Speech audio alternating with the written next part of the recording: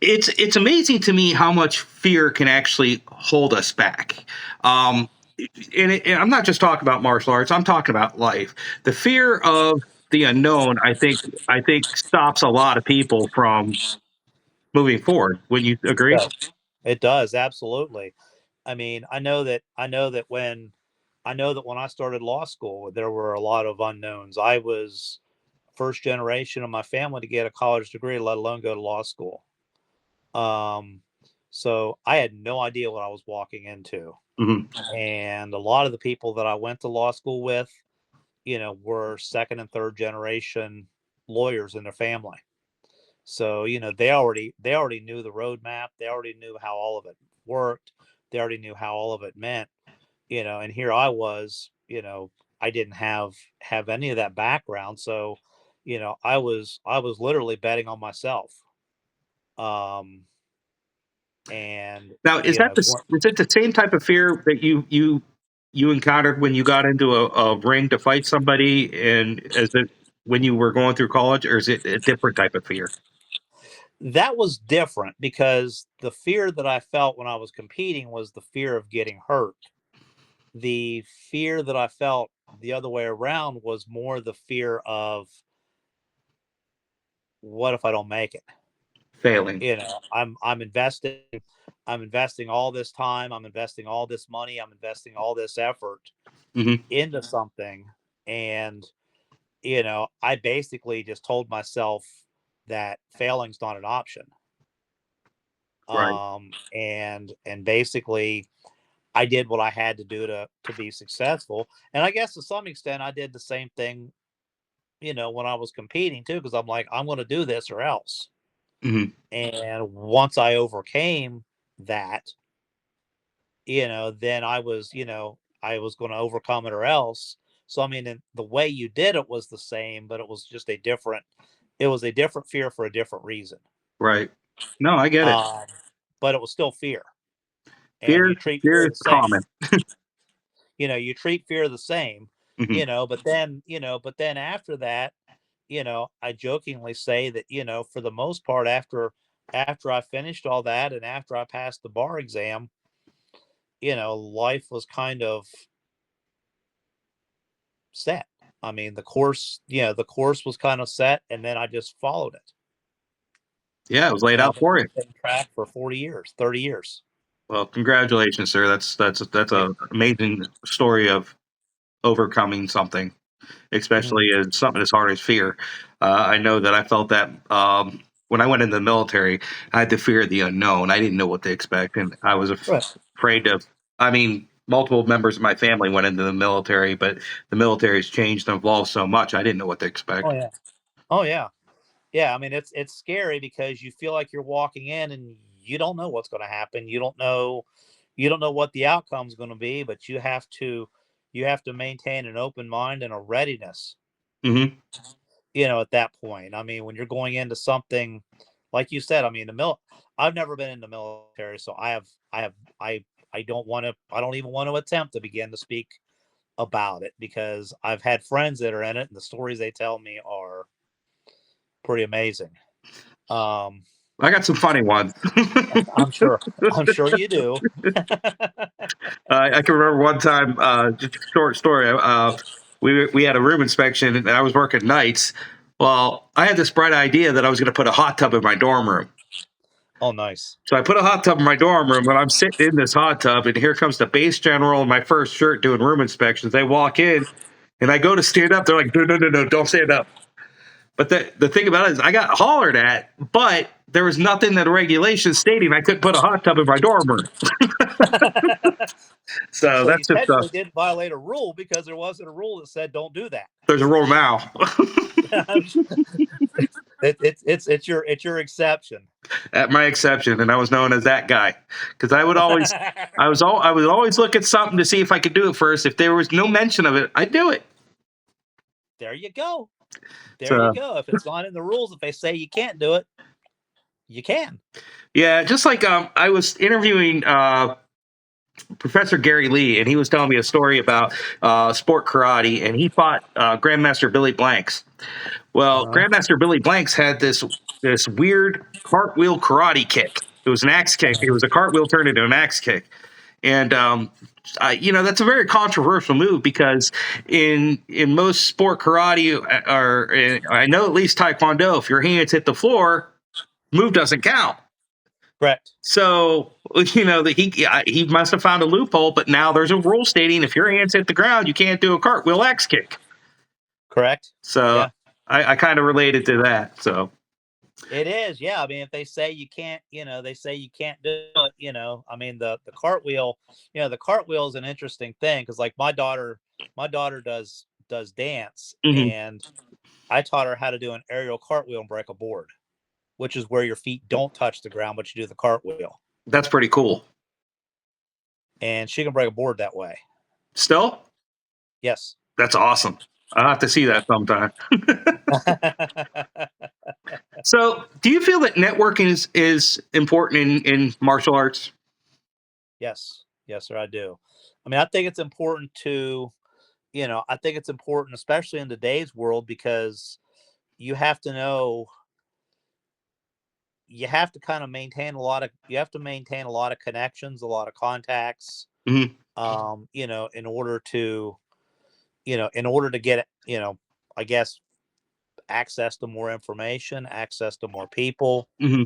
Um, you know, I believe the more associations and things that, that you can belong to, then, you're definitely better off. You get access to more training opportunities, you get access to more opportunities to be around, people. I mean, this whole, the whole idea that martial arts is a family, you know, part of that is, I mean, networking has its benefits in a business aspect, but then it also has its benefits because you get to know the people who are involved, and you get to know some of the different ways that, that they teach.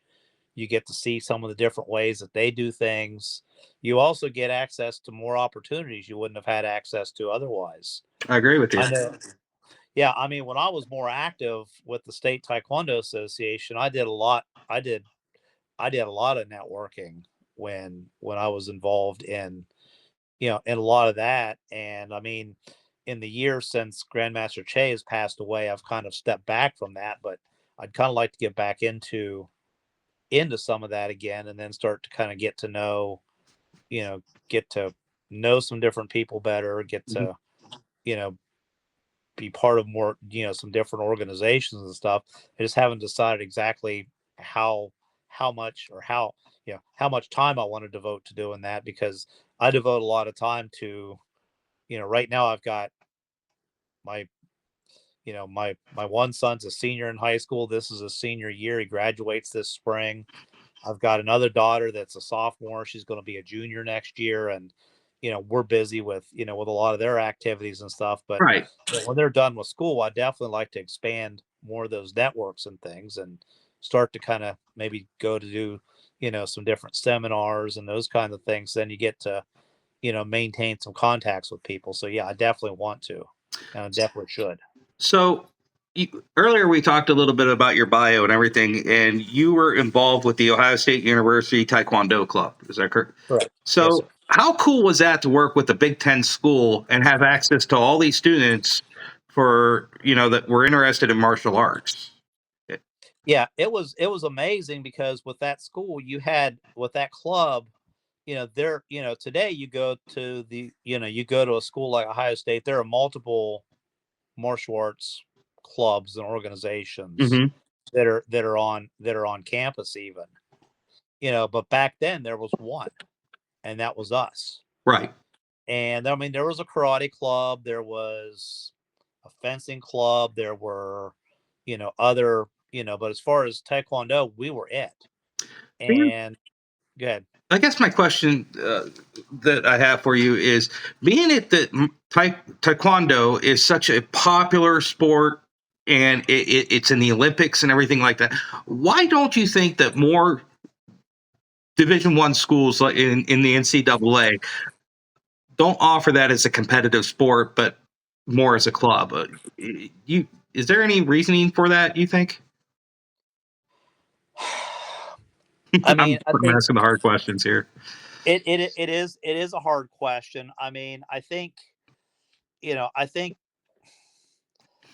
a lot of it is, I think a lot of it would be dealing with I think the NCAA. I've never tried to deal with the NCAA for one thing. Hmm. Um, with USAT and AAU, you're dealing with you're dealing with the with USAT, you're dealing with the national governing body. Hmm. And with OSTA, we were dealing with the national governing body for the sport, and that was the path to the Olympics. And a lot of the schools, the clubs would form championships, if you will, and they would have, USAT would have like collegiate nationals, but then any college age student could compete in those. But I don't know how much, the schools themselves officially supported them more than lending them space, and more than, you know allowing them to use the name under certain limited copyright exceptions. I'll be honest with you. The first time I went to a competition and I saw that block Ohio, oh, I was a Yeah. little nervous. I'm like, am I going to have to fight this guy? Or, you know, Yeah, yeah. I have one of those uniforms. I went up there, and, as an alum, I went up there and taught a couple classes, and they gave me a uniform because they really couldn't pay me hmm, anything because of the club rules and everything else. But as a sign of appreciation, they gave me a uniform for that. So I have one of those Blocko uniforms, that's pretty cool.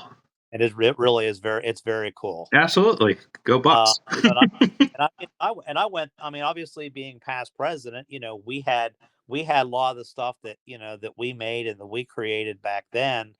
It wasn't nearly as involved as what they have now, because we've, just like everything, we've gotten more sophisticated. We've gotten more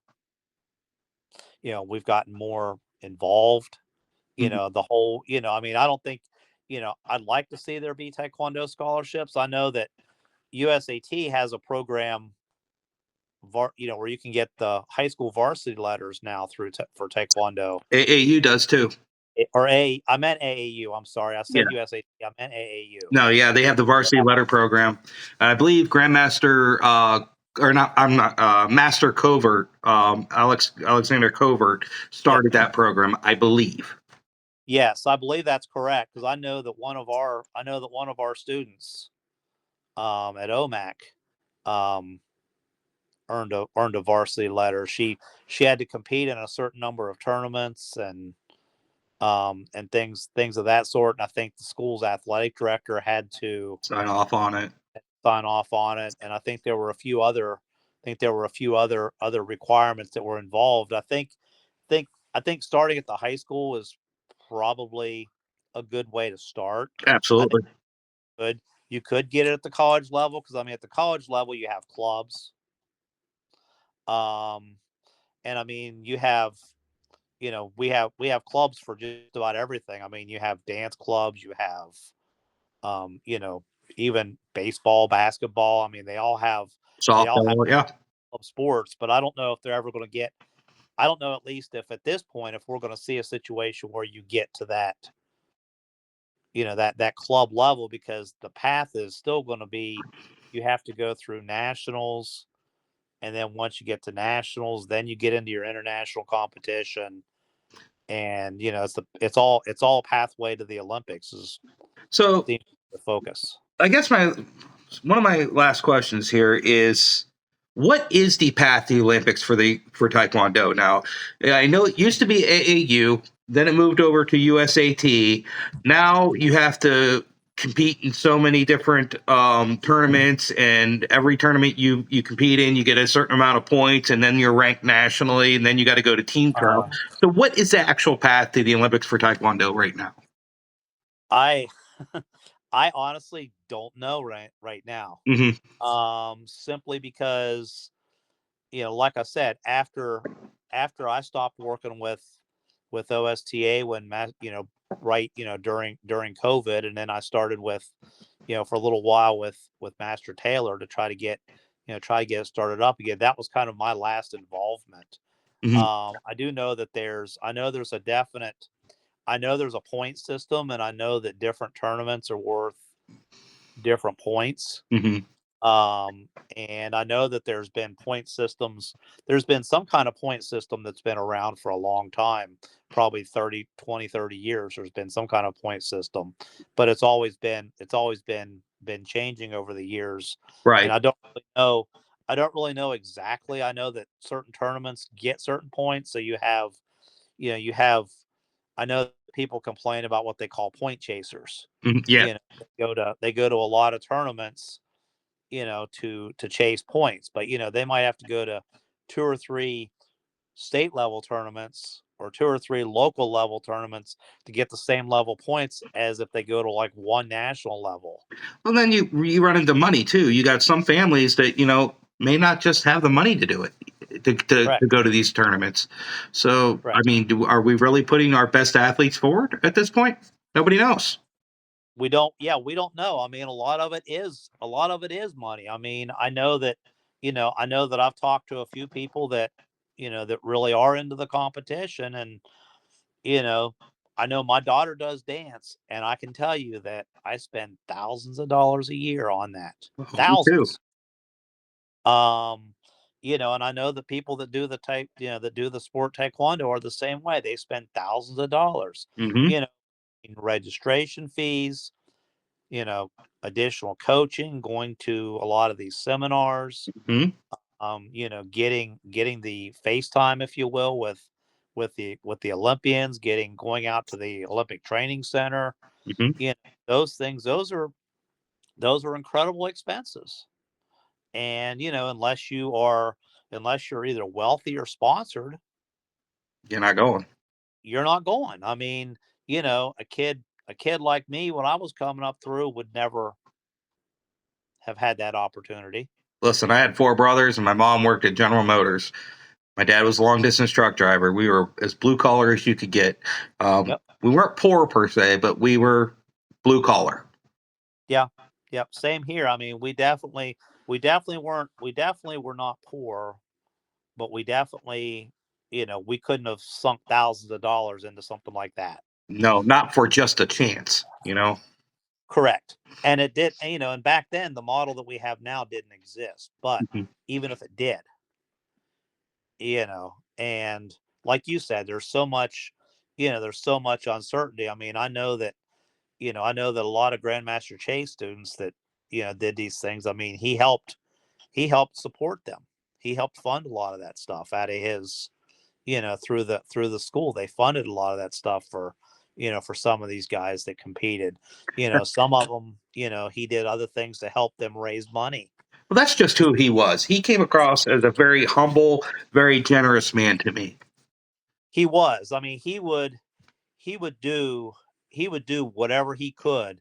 He was, he was every Ohio athlete's. He had every Ohio athlete's back at those tournaments. Mhm. I mean, there were times when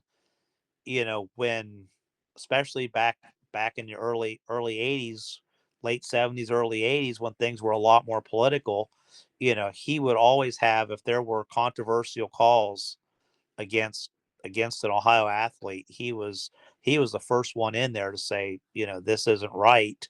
Mhm. And sometimes he would prevail, sometimes he wouldn't. I mean, there were lots of people that are here in Ohio now that are teaching, who were grandmasters, who will tell you that he was one of the ones that was there arguing for them if they lost a spot on the team trials, or they lost, something, if it was a situation where they actually had won the fight, or it looked like they had won the fight, or even if it was a close call and it went the other way, he was the one there saying they scored that point. They did that. They won that fight. They never, they earned a spot. Right. So he was always that person. And I mean, I know other people. I'm not going to name them just because I don't want to, you know, name anybody that Right. but I mean, I know somebody that, he sent him to the Olympic Training Center. He sent them there with a bunch of uniforms.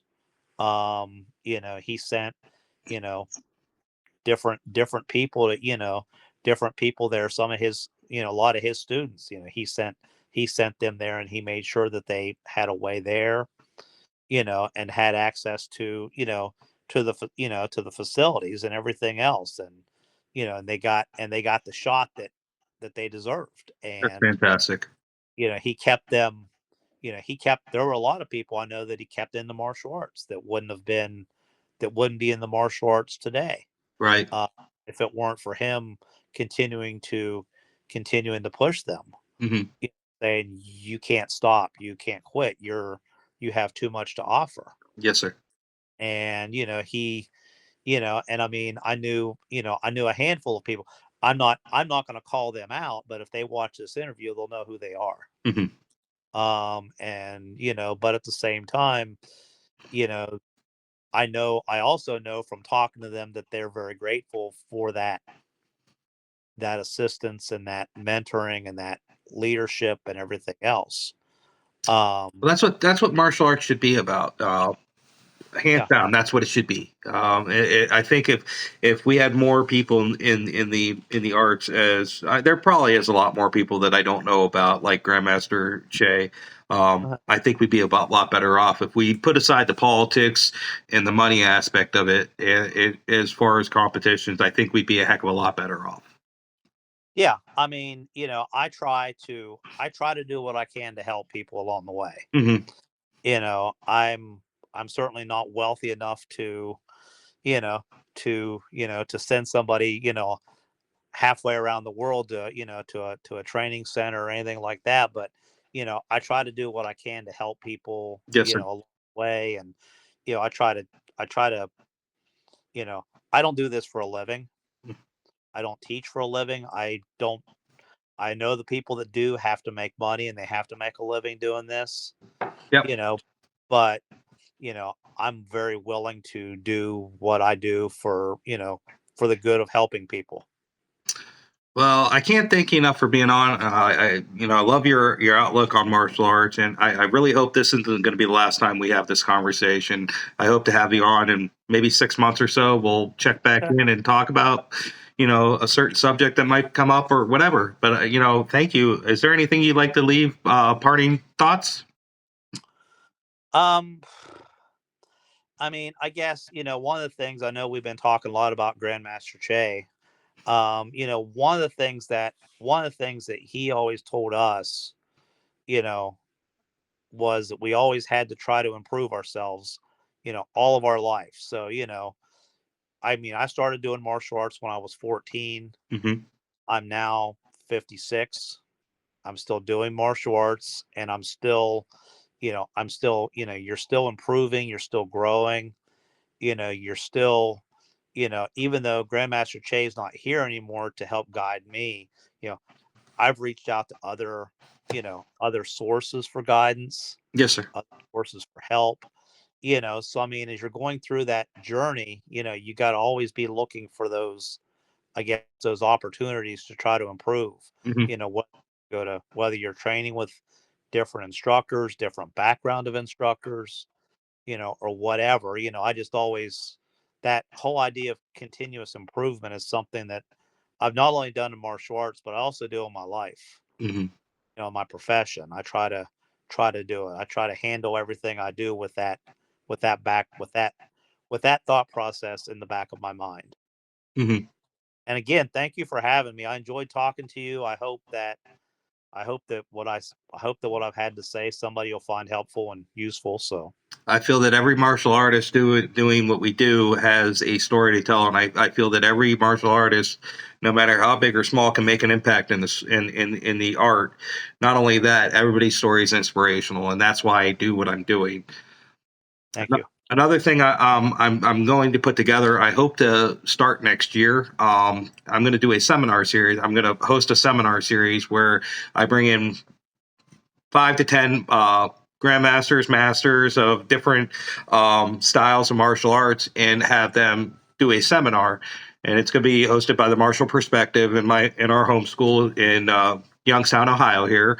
And if you're interested, sir, I'd like to be in contact, have you come down and show us some Hapkido stuff. Sounds great. All right, sir. Well, we'll be in contact and we'll do this again soon. Sounds great. Thank you, sir. Have a good day. Thank you. Yeah, bye now. Bye-bye.